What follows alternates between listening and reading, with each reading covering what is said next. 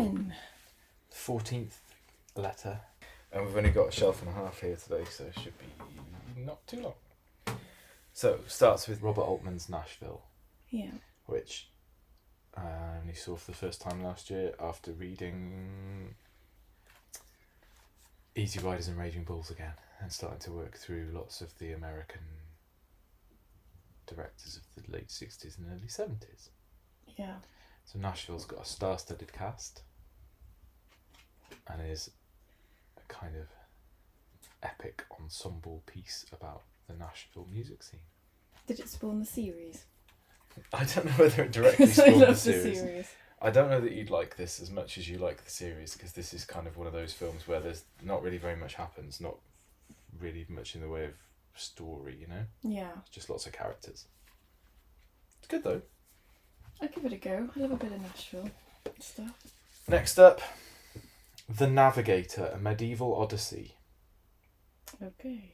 which I was really surprised by when I saw this last year, 1988. The concept of this is that it's set in it's a Australia. Is it Australia or from New Zealand? One or the other. New Zealand. So the concept of this is it's set in Cumbria, Britain. I mean, it looks in 1348. basic. While the plague is happening, and a group of people from Cumbria build a tunnel that takes them through time into 1980s New Zealand.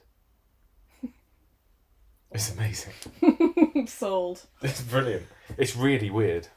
Colour me interested. It's really weird and arty, but it's great fun. Hard to pitch that in a room now, wouldn't it? Yeah. Natural Born Killers, the DVD. Still haven't upgraded that. Not one you can watch over and over again, I guess. It's great though. Needs to be upgraded at some point. Then a lovely Criterion box set of Terrence Malick's The New World. See New World? No. So The New World is Terrence Malick's telling of Pocahontas, but from the more realistic point of view of the Brits are a bit scummy. She is a teenager. She's kind of stolen. It's not the romantic Disney Pocahontas of like, oh, I'm in love with the great English the traveller. This is more like it would have been. And it's typical Terrence Malick. It's slow and dreamy, but it's kind of a bit like The Revenant is kind of like more realistic view of what that period in history would have been like, you know. It's rough and gritty. It's amazing. Then is the film that you always quote that you enjoyed even though you didn't expect to, which is Der Nibelungen. It helps to have a temperature above 37.5 Maybe degrees. it does. Yeah, so this is Fritz Lang, more Fritz Lang.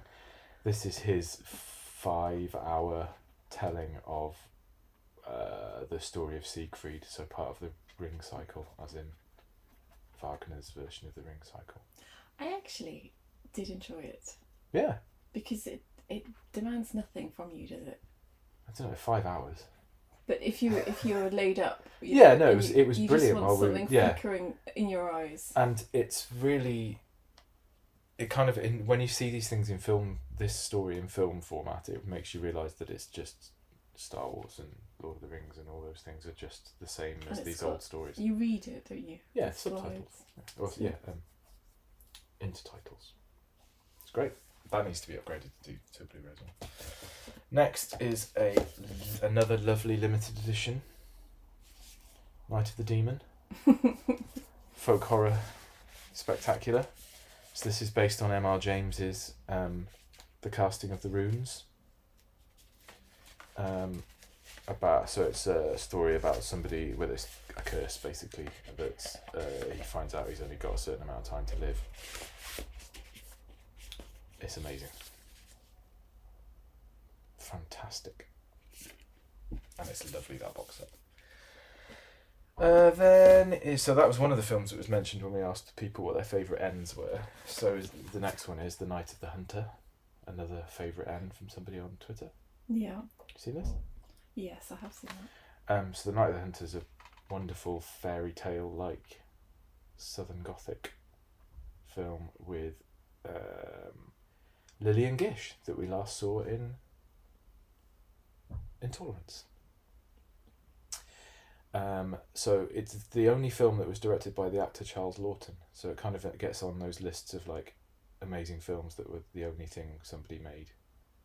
And it's Robert Mitchum as a priest, as like psychotic priest, psychopathic even. But yeah, and when we played it in the cinema, two priests came, Yes. didn't they? Yes, two priests turned up. Not with love and hate tattooed on their knuckles, but wasn't great. it strange? Yeah, It it's was lovely. lovely to speak to them.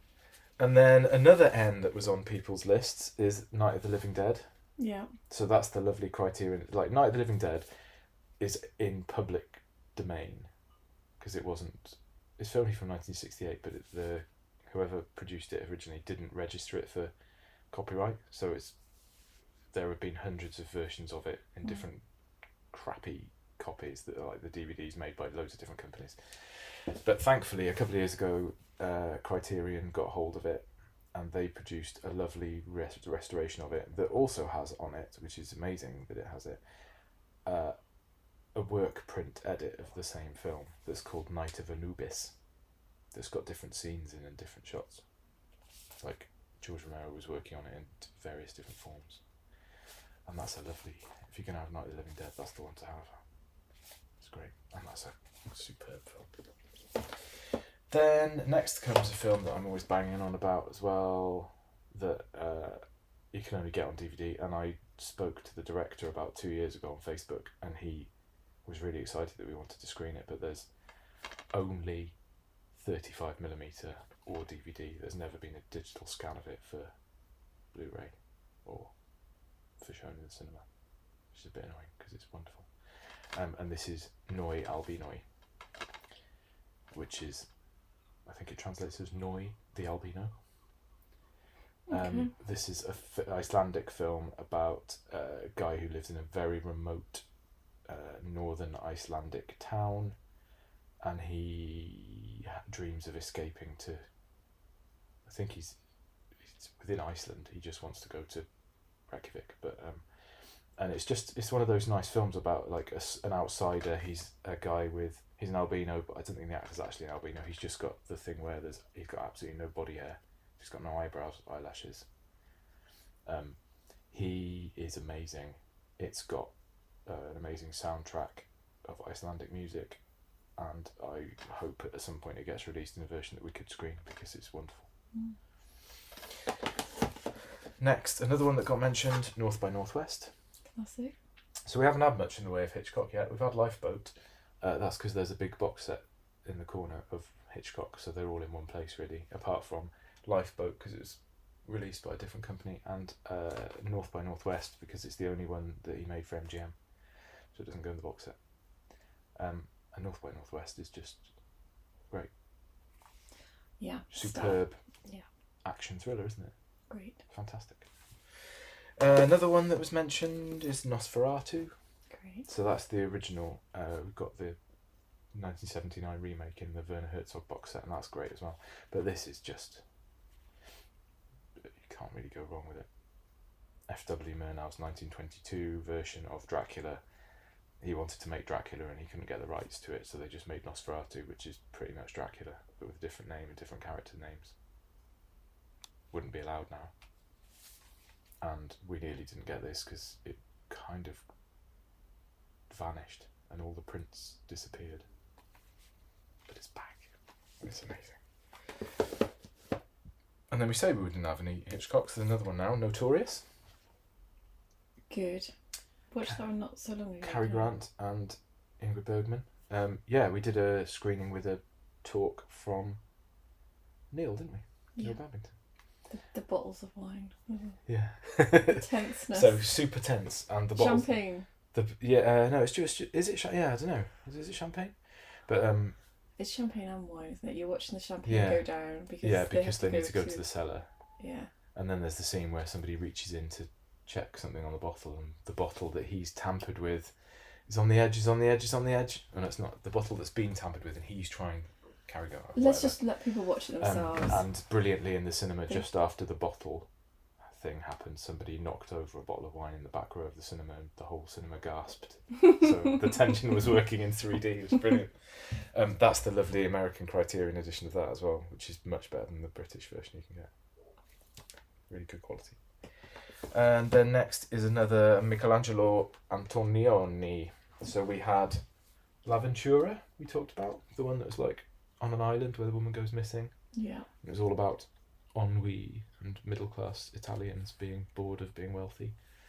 La Notte is the like even further into that world. So this is set on one night, and it's Jean Moreau and Marcello Mastroianni as a couple who are, I think they hate each other really, and they're bored of their middle class life, and they go to a party and very little happens apart from they're bored and they argue with each other and with everybody else.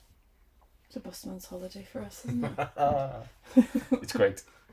And then last in the ends is a very recent film from 2017 that I bought as a blind purchase because of what it said it was, and I absolutely loved it, and that is a modern folk horror fairy tale called November, which is from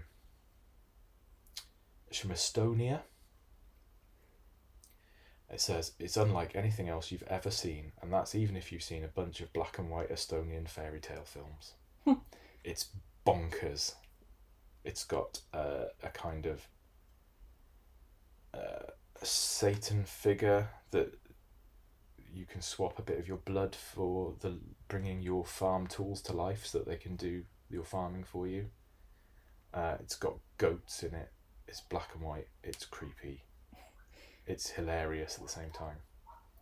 That's a really unusual film. Well worth a watch when you're up for an Estonian fairy tale. Maybe Christmas. It's very snowy. Very snowy. So that's all the ends. There's not that many ends. Some classics in there though, I think. So which ones are you taking with you to the island? To the island, I think I'm going to take Night of the Living Dead. So we take Dawn of the Dead, didn't we? Dawn of the Dead's already gone. Night of the Living Dead. And I'm going to take Nosferatu. I'm going to take Noe Albino. What would you have out of there? Ooh. Some beauties, aren't there? Sorry, I didn't know who's lined on it. The Night of the Hunter. Okay.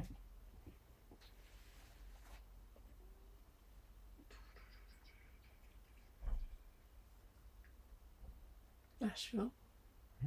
It's not the TV series, remember? Yeah, but I could Pretend. It's got country music in it, and it's got Lily Tomlin in it. She's always good. Take La Notte. Oh, okay. Intriguing choices. Yeah. That was the dog. And Not me. So we didn't do this yesterday. It woke him up by stepping on We were him. busy doing some other stuff. So we Yeah. asked what people's favourite ends were, and as Yeah. I've said, there were quite a lot of those that were listed. There were three that have been listed so far that I hadn't seen. Okay. So one of those was Well, I haven't seen any, so tell me. Night on Earth, Right. Jim Jarmusch film with Winona Ryder Oh. from the early 90s, which I haven't seen. I haven't seen many Jim Jarmusch's. There was Niagara, Marilyn Monroe. Oh, I've seen that. Good? Two honeymooners Mm. go into a little cabin. Yeah, I haven't seen it. It's good. It is really good. There you go. Yeah. And the other one was Night of the Eagle, which was listed alongside Night of the Demon and Night of the Living Dead, a very night-themed trilogy. Yeah. And I hadn't seen Night of the Eagle until this morning, and we had it on the Skybox because it was on Talking Pictures TV. And I watched it this morning, and it was amazing. So it's Peter Wingard as a college, like a university lecturer who lectures about the ridiculousness of superstition and witchcraft and all that sort of thing. And it turns out his wife is using charms and amulets and things in their house to try to give him success. And it was amazing. Very similar atmosphere to Night of the Demon, that kind of, well, it's 1962, and Night of the Demon is 57, 58. It's that kind of black and white British film with a bit of creepiness. Don't really see very much, but it's all implied through shadows and sound and stuff. It's really good.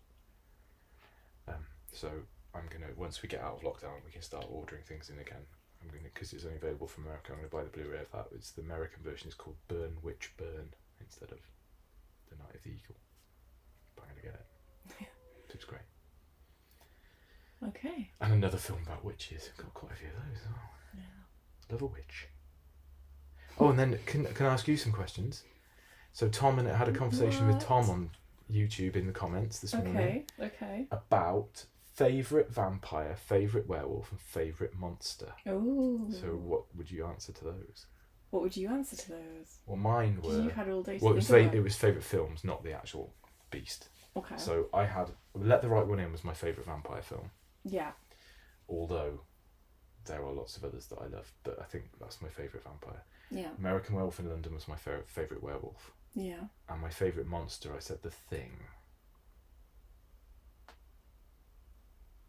What do we class as a monster? We got into this, there was this started being discussed because Tom chose Alien, and then he said he wasn't sure whether science fiction-y extraterrestrials counted as monsters because they could be real. I don't know, I think they're monsters. So a monster is like not an animal, mineral or vegetable? Well, no, it can be an animal. Does it have to be a baddie?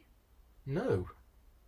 Okay, then I'll say Twilight, Gremlins. Gremlins are definitely monsters. Your favourite vampire film is Twilight. It's a good vampire film. I like the first one. Yeah. It's a great vampire film. Yeah. Are there werewolves in the first one as well? Yeah. I switched off in the second one when the werewolves looked like they'd been made on someone's PowerPoint presentation. They were such bad special effects. But that whole thing of vampires versus werewolves is a good thing, isn't it? Yeah. What We Do in the Shadows has got both in. Yeah. We're werewolves, not swearwolves. It's a great question. It's a good question, isn't it? Yeah. Yeah. There are loads though, aren't there? I love a vampire. And a werewolf. Yeah. And monsters. This is going nowhere. Let's good though. Wrap it up. Okay. So I've we'll got be a question back. for you though. Go on. We're about to set up the outdoor cinema in the back garden. We are. Just for a different change of scene. Yeah. What is your top 5 outdoor movies? Mine? Yeah. Because we can't decide. What, films about the outdoors or film to watch outside? No, films to watch outside. Well, there are two classics that we always watch, which is Stand By Me and Lost Boys. Yeah, but you said no to those. Yeah, because we watch them every year. Yeah. I also like watching Jaws outside. Yeah. What else was? I don't know really. It's those kind of films, isn't it? Those like warm, nostalgic ones. I would imagine Goonies is probably quite good to watch outside. Yeah. I don't know. Well, we need to think of something. Yeah. So I can go and set it all up. We'll let you know tomorrow what we watched. Yeah. When we come back for the 1, 2, 3, 4, 5, 6, 7, 8 O's. And then no Q's coming up. That's it. Thanks, Ben. Thank you. Take care. Bye. Bye, all the best. Watch your back. Find your guts.